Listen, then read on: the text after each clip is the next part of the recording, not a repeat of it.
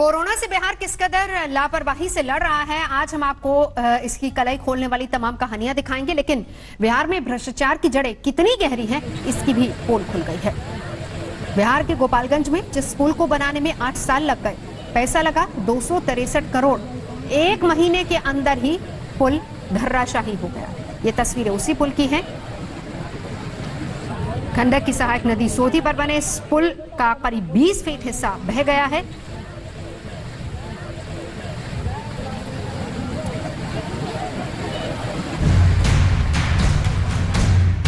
नदी की धार में जैसे पटना के हुक्मरानों के वो वादे दावे बह गए हैं, जहां विकास शर्म से पानी में समा गया है।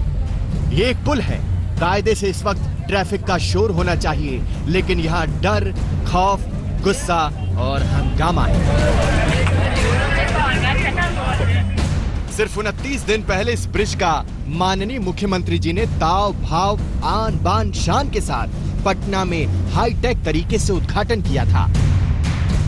गोपालगंज में 70 घाट में पुल बेचारा सिर्फ 29 दिन तक सांस ले सका और घोटाले, घपले, करप्शन के रेत, सीमेंट, ईंट में दबकर कुछ यूं नदी में समा गया। पुल को बनने में पूरे 8 साल लगे थे। देर पर देर के बाद पुल खड़ा तो हो गया, लेकिन पहले दिन से उसके पांव डगमगा रहे थे। ठेकेदारों के करप्शन और मिली भगत के खेल ने सिर्फ 29 दिन में पुल को पानी के हवाले कर दिया। देखते देखते सुशासन सरकार के खजाने के 264 करोड़ रुपए इस पानी में बह गए। 8 साल से ये पुल बन रहा है और मात्र 29 दिनों का ही ये पुल जो है रह जाता है, बाकी टूट जाता है। और इसमें पुल ही नहीं टूटा, बल्कि जल संसाधन विभाग का जो बांध है वो भी साथ में जो है ध्वस्त हुआ है। तो इसमें नुकसान जो है बिहार की जनता को हो रहा है। बिहार सैलाब से बेहाल है, कोरोना का काल है और अब पुल सवाल कर रहा है कि जिम्मेदार कौन? वो सिस्टम जहां करप्शन का राज है, वो अफसर जो पैसे के गुलाम हैं, या वो ठेकेदार जो करारे नोटों के बिसात पर जिंदगियों का सौदा करने की हिम्मत करते हैं। वैसे वर्ल्ड रिकॉर्ड हो सकता है कि पुल बने 8 साल में और गिरे सिर्फ 29 दिन में। सीएम साहब, आपने उद्घाटन किया था और पुल को यूं ढहते भी देख लीजिए, शायद सरकार की आंखें खुले। आज तक ब्यूरो। और इसी मामले को लेकर हमने कुछ देर पहले बिहार के नेता विपक्ष तेजस्वी यादव से भी बात की। उनका क्या कहना है, सुनिए जरा। आरजेडी के नेता तेजस्वी यादव इस वक्त हमारे साथ खुद जुड़ गए हैं।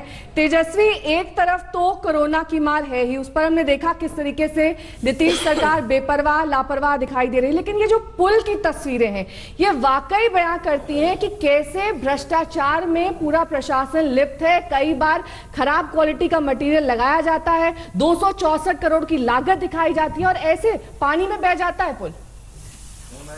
हाँ जी, आपने ठीक कहा कि 1 महीने में ये 70 घाट जो पुल है वो टूट गया है। सिर्फ पुल ही नहीं टूटा है, बल्कि जो जल संसाधन विभाग का जो बांध जो बना था वो भी साथ में टूटा है। और ये आम बात हो चुकी है बिहार में। बिहार में सब कुछ जो है भगवान भरोसे है। कुछ साल पहले जो है मुख्यमंत्री को कहलगांव भागलपुर में एक उद्घाटन करना था डैम का, वो ठीक उद्घाटन से पहले भी वो ध्वस्त हो गया था, टूट गया था। बिहार में पूरी तरीके से हम कह सकते हैं कि नीतीश जी जो काम कर रहे हैं वो सिर्फ दिखावे के लिए कर रहे हैं। और आनंद फानंद में ये 8 साल लगे पुल को बनने में, 264 करोड़ रुपए का पुल बना और ठीक चुनाव आ गया तो उसको दिखाने के लिए जो है उद्घाटन करने लगे और ये पुल जो है पूरी तरीके से टूट चुका है। हम लगातार कह रहे हैं कि नीतीश कुमार जी संगठित भ्रष्टाचार के भीष्म पितामह हो गए हैं। यहाँ मैं स्पष्ट रूप से ये मांग करूंगा कि इसकी गंभीरता लेनी पड़ेगी और गंभीर होकर के इसकी जांच करा करके और जो मंत्री हैं उनको बर्खास्त तुरंत अविलंब किया जाए और कंपनी को ब्लैकलिस्ट किया जाए और जो रिकवरी अमाउंट है जो रिकवर किया जाए, जितनी भी अमाउंट जो खर्च हुआ है इस पुल की लागत में लगभग 264 करोड़ रुपए, उसकी रिकवरी होनी चाहिए। और ये बिहार जो है, अभी आप सब लोग देख रहे होंगे, जान रहे होंगे कि पूरा उत्तर बिहार जो है बाढ़ से प्रभावित हो चुका है। कई गांव जो हैं वो डूब चुके हैं और इस तरह का हम लोगों को नज़ारा देखने को मिल रहा है कि पुल भी टूट रहा है और बांध भी टूट रहे हैं।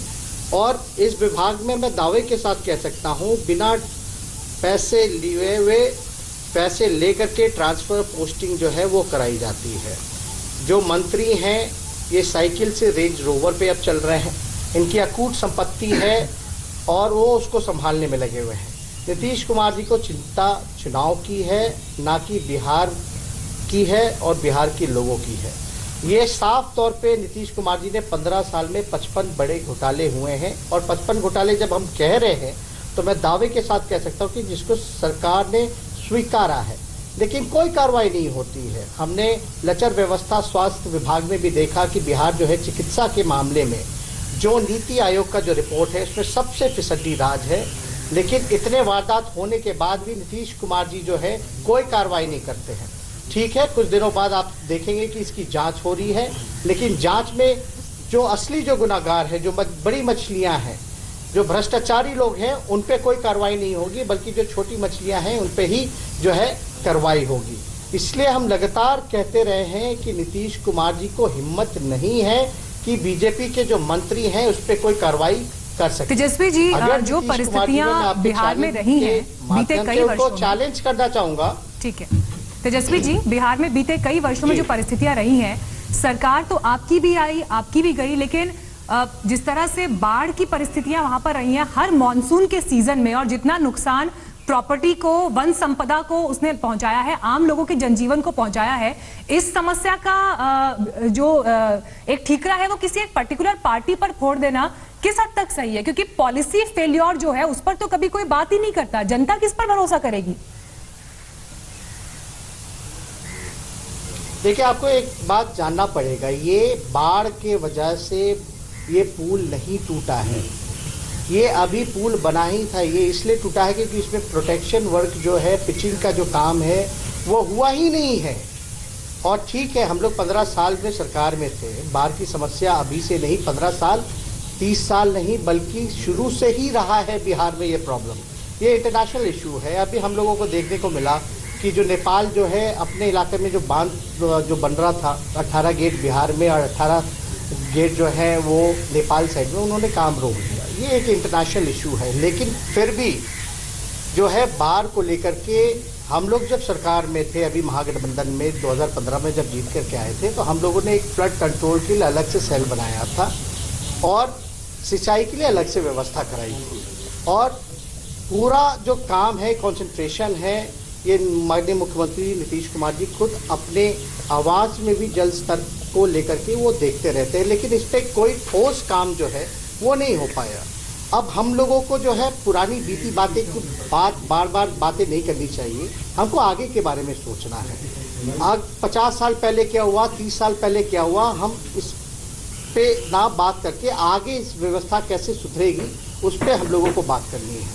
और ये बांध उस समय भी जो टूटा था, आपको पता है कि वो ठीक उद्घाटन से एक दिन पहले टूटा था, जो कहलगांव में है। और बिहार सरकार तो ये भी कहती है कि चूहा जो है वो बांध को काट देता है। इस तरह की बातें आती है तो जाहिर सी बात है कि इसमें बांध टूटने की बात अगर आती है, पुल टूटने की अगर बात आती है, तो फ्लड से ज़्यादा इसका लेना देना नहीं है। लेकिन सरकार जो है अब तक क्या कार्रवाई की गई है? क्या नीतीश कुमार जी मंत्री का इस्तीफा लेंगे? ये सवाल है।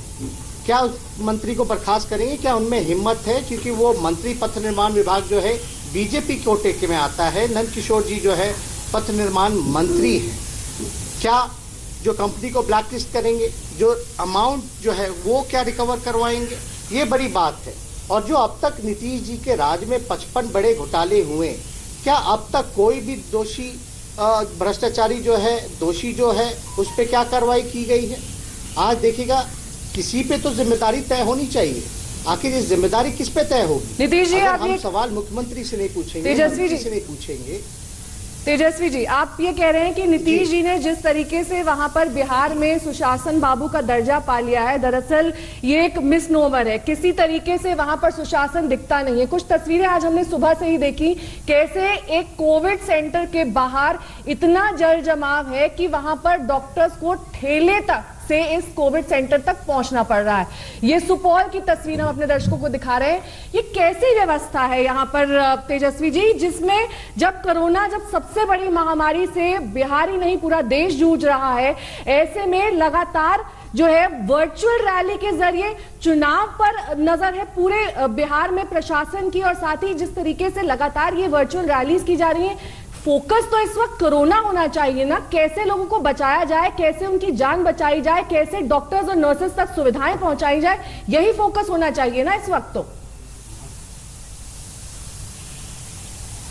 देखिए, हम तो चीख चीख के यही कहते रहे हैं। आपको पता भी है, हमने थाली भी पीटने का काम किया जब बीजेपी के लोग जो है वर्चुअल रैली कर रहे थे, अमित शाह रैली कर रहे थे। और मेरे ख्याल से ये सत्ता में जो लोग बैठे हैं, इनको चुनाव की ज़्यादा चिंता है, लोगों की जान की चिंता एकदम नहीं है, इनको अपनी कुर्सी की चिंता है। जो आपने कोविड जो सेंटर की बात की, वो सुपौल में है। हमने इस पर ट्वीट भी किया था कि किस प्रकार से डॉक्टर जो है ठेला पे जा रहा है। आपको पता है कि जल जमाव की स्थिति जो है, पटना जो राजधानी है वहाँ किस प्रकार से बनी रहती है। पिछले साल का भी हालत आप लोगों ने बयान किया था, आपके चैनल ने भी पूरी प्रमुखता से उस चीज़ों को उठाने का काम किया था, लेकिन कोई व्यवस्था अभी भी नहीं की गई। अभी भी पटना में थोड़ी सी भी बारिश होती है, जल जमाव होता है तो पूरा पटना डूब जाता है। और कोविड-19 को लेके तो मैं कह सकता हूँ, बिहार जो है, जो आंकड़े हम लोगों के सामने हैं, सबसे फिसड्डी राज्य है जाँच कराने में। और ये संक्रमण जो है बहुत ही तेजी से बढ़ता जा रहा है, और लोग जो है सत्ता में जो लोग बैठे हैं, उनको चुनाव की सिर्फ चिंता है, ना कि लोगों की जान बचाने में वो लोग लगे हैं। आप देखिएगा जो आंकड़ा है वो तेजी से बढ़ता जा रहा है, मृत्यु दर जो है वो बढ़ता जा रहा है। और हम लोग लगातार मांग करते रहे हैं कि यहाँ तो बिहार में मुख्यमंत्री आवास तक कोरोना पहुँच गया, जहाँ 10 बार चीज़ों को सैनिटाइज कराया जाता है। पूरा सचिवालय जो है वो बंद कर दिया गया है। कई मंत्री, विधायक, आला अधिकारी, पूरे चीफ सेक्रेटरी से लेके होम सेक्रेटरी, सब लोग जो है कोरोना पॉजिटिव पाए गए हैं। तो जैसे जैसे ये जांच का आंकड़ा बढ़ाया जाएगा, वैसे वैसे जो है आप देखिएगा कि इस आंकड़े में जो है वृद्धि हुई है, कई लोग पॉजिटिव पाए जाएंगे। लेकिन बिहार में कितने जो है टेस्टिंग की जा रही है, मैं कह सकता हूं कि यहाँ बिहार में केवल दिखावा हो रहा है, और जिसको सिम्टम्स है उसी का टेस्ट किया जा रहा है। वो भी जो आंकड़ा है 10,000 के नीचे है, बल्कि प्रतिदिन जो है ये 30,000 होना चाहिए।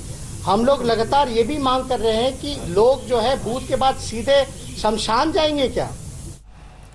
नमस्कार, मैं हूं अंजना ओम कश्यप। हमें उम्मीद है ये वीडियो आपको पसंद आया होगा।